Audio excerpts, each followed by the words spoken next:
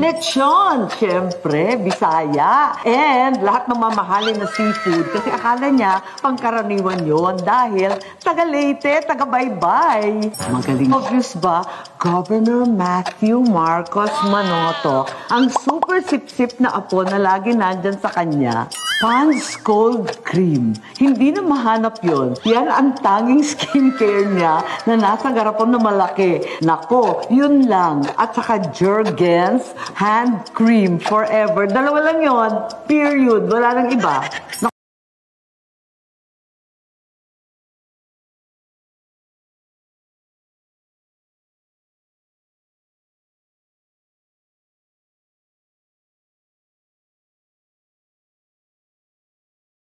Pero ang laging sinasabi ng nanay ko, wala kasi siyang ni isang problema. Siguro yung iba daw ang may problema sa kanya. Kaya wala siyang hassle sa buhay.